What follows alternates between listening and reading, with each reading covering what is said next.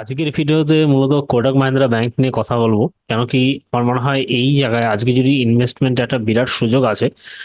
আর এই সুযোগটা মিস হয়ে গেলে এই রকম লার্জ ক্যাপ স্টকসে এরকম একটা অপরচুনিটি আমরা পাবো বলে মনে হয় না। তো ডিটেলস অ্যানালাইজ করব যে কি বলছে কোম্পানি বিজনেস ফান্ডামেন্টাল টেকনিক্যাল এবং আজকের দিনে কি অপরচুনিটি আছে সেটা টোটালটা তুলে ধরবো। তো যদি দেখি প্রথম থেকে যে কোটাক মাহিন্দ্রা ব্যাংক কিন্তু টপ লেভেল থেকে 27% ডাউন। তো কেউ যদি এই লেভেলে তো ইনভেস্ট করে থাকে আজকের দিনে, তো সেক্ষেত্রে কিন্তু লাইফ টাইম হাই যদি টাচও করে, সেক্ষেত্রে যদি সেল করে মোটামুটি 37% 38%-এর মতো প্রফিট গেইন করতে পারবে। তো রিসেন্টলি যে ফলটা হয়েছে, যে এই যে রিসেন্টলি এক দুদিনের মধ্যে যে ফলটা এসছে, সেটা যদি দেখি কত পার্সেন্টের ফল, সেটাও কিন্তু মোটামুটি 11-12% ফল। এটা কিন্তু বিরাট বড় ফল, কেন কি লার্জ ক্যাপের মধ্যে এই 11-12%-এর ফল কিন্তু বিরাট বড় ফল ধরা হয়। আর এটার মেইন কারণ যদি দেখি, তো সেটার ফলটার মেইন কারণ হচ্ছে যে কোটাক মাহিন্দ্রা ব্যাংকে যে আইটি যে সেগমেন্টে কাজ করছিল, যে আইটি ইনফ্রাস্ট্রাকচারের কিছু ফল্ট পেয়েছে আরবিআই। তো সেটা এগেনস্টে একটা আরবিআই একটা গাইডলাইন্স, স্ট্রিক্ট গাইডলাইন্স অ্যানাউন্স করছে। এবং তার পাশাপাশি সেকেন্ড যে ইস্যুটা এসছে সেটা হচ্ছে তো ওর যে নতুন ক্রেডিট কার্ড যে ইস্যু করার ব্যাপারটা ছিল, সেটা কিন্তু আজকের দিনে বন্ধ হয়ে আছে। তো এই দুটো কারণে টোটাল যদি কেউ নিউজটা পড়তে চায় তো সেক্ষেত্রে পড়তে পারে, দেন এই যে দুটো জিনিসই উঠে আসবে। আর আমার মনে হয় এই কোটাক মাহিন্দ্রা ব্যাংকের মতো লার্জ ক্যাপ স্টকস যেটা ম্যানেজমেন্ট স্ট্রং, তো সেক্ষেত্রে কিন্তু এই যে ইস্যুটা এসছে সেটা কিন্তু টেম্পোরারি ইস্যু। এই ইস্যুটা কিন্তু অ্যাজ এ ইনভেস্টমেন্টের অপশন হিসেবে যদি আমরা বেছে নিতে পারি এবং এই মকাটাকে যদি আমরা কাজে লাগাতে পারি, তাহলে কিন্তু আমরা এখানে কুইক একটা ভালো 40%-এর মতো প্রফিট একদম লোয়ার লেভেল থেকে কিনে গেইন করতে পারবো। আর তো সেক্ষেত্রে কিন্তু বাম্পার একটা অপরচুনিটি আছে বলে আমার মনে হয়। আমার মনে হয় এই লেভেলে যে লেভেলে আজকের দিনে ব্যাংক ট্রেড করছে, সেটা আছে মোটামুটি 2020 লেভেল। তো এই 20 আজকে 4 বছর অলরেডি হয়ে গেছে, কিন্তু স্টক প্রাইস সেম লেভেলে ট্রেড করছে, কিন্তু এই ব্যালেন্স শিট হিউজ বেড়ে গেছে। ব্যালেন্স শিট আমি আগের ভিডিওতে দেখিয়েছিলাম, কিন্তু এবারও আমি কিছু ব্যালেন্স শিট হাইলাইটস করে দেবো। কিন্তু আমার মনে হয় যে স্টক প্রাইস যে লেভেলে আজকের দিনে ট্রেড করছে, সেটা একটা লুক্রেটিভ ভ্যালুয়েশনে আছে এবং লুক্রেটিভ পজিশনে আছে। তো এই জায়গাটা একটা যদি কেউ লার্জ ক্যাপের সেফটির সাথে ইনভেস্ট করতে চায়, তো সেক্ষেত্রে এটা দারুণ অপশন হবে বলে আমার মনে হয়। আর যদি এর ব্যালেন্স শিট দেখি, তো দেখা যাবে যে যদি এর প্রফিট অ্যান্ড লস স্টেটমেন্ট দেখি, তো দেখা যাচ্ছে 2012-তে ওর রেভিনিউ 84,000 8,400 কোটি টাকা ছিল, সেটা আজকের দিনে বাড়তে পারে 53,000 কোটি টাকা। এবং ওর যে নেট প্রফিট দেখি, সেটা হচ্ছে 1,685 কোটি টাকা নেট প্রফিট থেকে আজকের দিনে বাড়তে বাড়তে 17,000 কোটি টাকা নেট প্রফিট হয়েছে। এবং সবচেয়ে ইন্টারেস্টিং বিষয় ছিল 2020 সালে যেটা দেখা আছে যে 8,500 কোটি টাকার যে নেট প্রফিট ছিল, সেটা আজকের দিনে মোটামুটি ডবল হয়ে গেছে 17,000 কোটি টাকা। তো 8,000 ডবল যদি 16,000 কোটি টাকা হয়, তো ডবলেরও বেশি অলরেডি কিন্তু হয়ে গেছে। এবং আপকামিং যে রেজাল্ট 4 তারিখ যে রেজাল্টটা আসবে, তা সেক্ষেত্রেও কিন্তু একটা ভালো পটেনশিয়াল গেইনের কিন্তু আর একটা এক্সপেকটেশন থাকবে। আর সেই অনুযায়ী যদি রেজাল্ট আরো বাড়ে, যদি আমি আগের রেজাল্ট অনুযায়ী কম্পেয়ার করি, যে মার্চ কোয়ার্টারে 2023-এর মার্চে 4,000 কোটি টাকা নেট প্রফিট এসছে, এইবার যদি 4,545 কোটি টাকা নেট প্রফিট আসছে, এবার যদি 5,000 কোটি টাকা নেট প্রফিট আসে, তো সেক্ষেত্রে কিন্তু 17,000 কোটি টাকা আরো কিন্তু 5,000 কোটি টাকা অ্যাড হচ্ছে। মানে এখানে 22-23 হাজার কোটি টাকা নেট প্রফিট মানে চলে আসবে। আর কোম্পানি কিন্তু আজকের দিনে স্টক প্রাইস কিন্তু একটা 4 বছর পিছনে নাম্বার স্টক প্রাইসে ট্রেড করছে। তো এটা কিন্তু বিরাট বড় অপরচুনিটি, এবং এইসব অপরচুনিটি খুব কমই কিন্তু আমরা মার্কেটে পেয়ে থাকি। আর এই ব্যাংকে ইনভেস্টমেন্ট করার জন্য আমি এটা মানে তারাই যেন ইনভেস্ট করে যেখানে সেফটির সাথে ইনভেস্ট করতে চায় এবং খুব একটা ভলিটিলিটি সহ্য করতে পারবে না, তাদের জন্য ঠিকঠাক বলা যেতে পারে। এবং যদি এর পিএ যদি পি এবং এর যদি পি রেশিও দেখি, তো সেখানে দেখা যাবে আজকের দিনে কিন্তু লোয়েস্ট এর মিডিয়ান পিই ছিল 31, এবং আজকের দিনে কিন্তু ও একদম লোয়েস্ট ভ্যালুয়েশন ট্রেড করছে 18 এর পিই। তো সেক্ষেত্রে যদি এটা 5 বছরের পিই এবং 3 বছরের পিইও দেখি, তো সেক্ষেত্রে কিন্তু একদম লোয়েস্ট, এবং 1 বছরের পিইও দেখি সেক্ষেত্রে কিন্তু একদম লোয়েস্ট লেভেল ট্রেড করছে।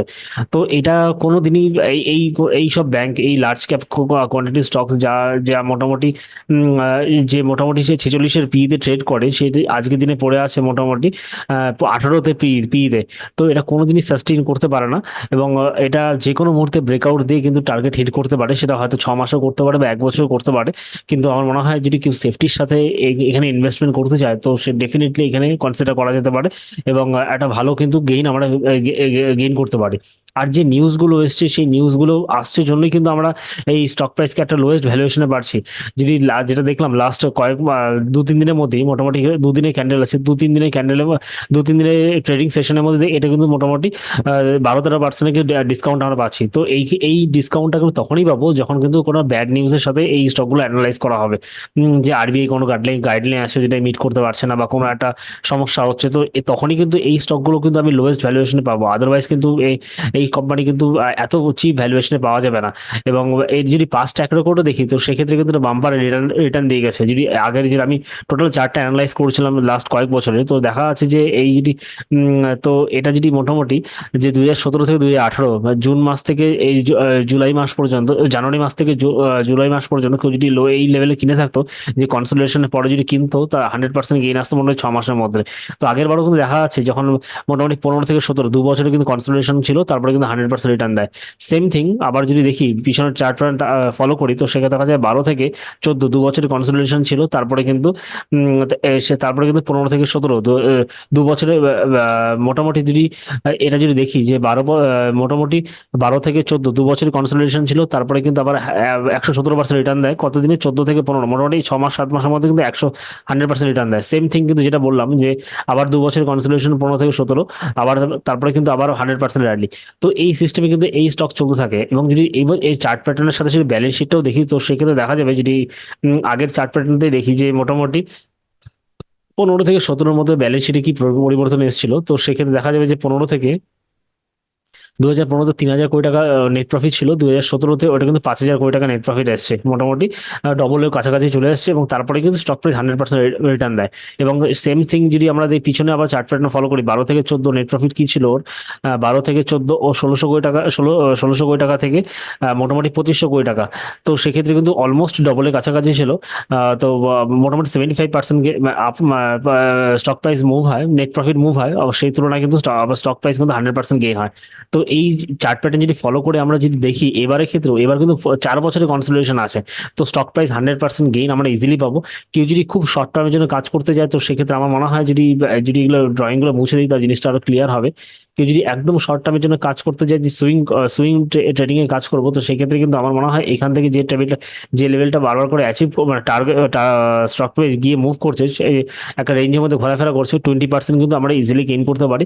আর কেউ যদি এরপরেও যদি সেকেন্ড টার্গেটের জন্য ওয়েট করে, তো সেক্ষেত্রে কিন্তু লাইফ টাইম হাই যেটা আছে, এবং সেটা হচ্ছে 38%, অলমোস্ট 40%-এর মতো, সেটা যদি 1 বছরও আসে, এটা কিন্তু আমার মনে হয় বিরাট বড় রিটার্ন। এবং তারপরেও কেউ যদি মনে হয় 100% গেইনের জন্য ওয়েট করবে, তো সেক্ষেত্রেও কিন্তু এটা ওয়েট করা যেতে পারে। আর আমার মনে হয় 100% গেইন অবশ্যই আসবে, কারণ এর থেকে ব্যালেন্স শিট, রেভিনিউ এবং সবকিছুকে সাপোর্ট করে, নেট প্রফিট কিন্তু সাপোর্ট করছে। 100% গেইনের জন্য আমাকে কিন্তু যদি 100% গেইন আসে, তাহলে মোটামুটি আজকের দিনে 1,600 কোটি টাকা, 1,600 স্টক প্রাইস ট্রেড করছে, সেটা কিন্তু 3200 বা 3500-তে গেলেই কিন্তু 3200 লেভেলে গেলে কিন্তু এখানে কিন্তু 100% গেইন আসবে। আর আমার মনে হয় এই 100% গেইনের জন্য যদি আমরা 1 বছর বা 1.5 বছর ওয়েট করি, সেটা কিন্তু কোনোদিনই খারাপ না। 1.5 বছর ওয়েট করার পর যদি আমরা, বা 2 বছর ওয়েট করার পর যদি আমরা 100% গেইন অ্যাচিভ করি, তো সেক্ষেত্রে কিন্তু আমার মনে হয় একটা ভালো সিএজিআর কিন্তু আমাদের থাকবে। এবং 50%-এর মতো আমাদের যদি আমাদের রিটার্ন, আমাদের প্রতি বছর 50% মতো রিটার্ন আসবে। আমার মনে হয় না এরকম সেফটির সাথে, এরকম লার্জ ক্যাপের সাথে এরকম রিটার্ন আমার মনে হয় কোনো ব্যাংকে পাবো বলে আমার মনে হয় না। তো কেউ যদি যেটা যদি সাম আপ করে ভিডিওটা, তো সেক্ষেত্রে যদি ব্যাংকিং সেক্টরের লিডিং প্লেয়ারে, যে মার্কেটের মধ্যে মনোপলি যে স্টকসগুলো আছে সেগুলোর মধ্যে এবং ব্লু চিপ কোম্পানি স্টকসে কেউ যদি ইনভেস্ট করতে যায় উইথ সেফটির সাথে, তো সেক্ষেত্রে ডেফিনেটলি কোটাক মাহিন্দ্রা ব্যাংকে কনসিডার করা যেতে পারে। আর যেখানে আমি বলছি কনসিডার করা যেতে পারে, তার মানে কিন্তু বায়ার সেলের রেকমেন্ডেশন না। এখানে কেউ যদি ইনভেস্ট করে একটা প্রফিট গেইন করে, সেটা কিন্তু নিজেরই প্রফিট থাকবে, এবং কেউ যদি এখানে লস বুক করে বা লস হয়, তো সেটাও কিন্তু নিজেরই থাকবে। তো এখানে কিন্তু কোনো রেকমেন্ডেশন আমার না, আমার যেটা মনে হয়েছে, যেটা আমি অ্যানালাইজ করে বুঝলাম, সেটাই আমি তুলে ধরলাম। এবং আমার মনে হয় যে নেক্সট 1 বছরের পর যদি আমি অ্যানালাইজ করি এই স্টকসটা, আমি ডেফিনেটলি আমার মনে হয় 100% গেইনের মধ্যে থাকবে 1 থেকে 1.5 বছরের মধ্যে। আর কেউ এটা আমার যে অ্যাডভাইসটা, যেটা আমি অ্যানালাইজ করলাম, সেটা কোনো অ্যাডভাইস হিসেবে না নিয়ে ডিপলি আরো নিজে অ্যানালাইজ করে জিনিসটা যদি কনফার্মেশন থাকে, তারপরেই বায়ার সেল করা উচিত। আদারওয়াইজ জাস্ট এডুকেশনাল পারপাস জিনিসটা নেওয়া যেতে পারে। আর সিরিয়াসলি বায়ার সেলের রেকমেন্ডেশনের জন্য ইনভেস্টমেন্ট অ্যাডভাইসের কথা বলা যেতে পারে। আর আশা করি ভিডিওটা প্রত্যেককে বোঝাতে পারলাম।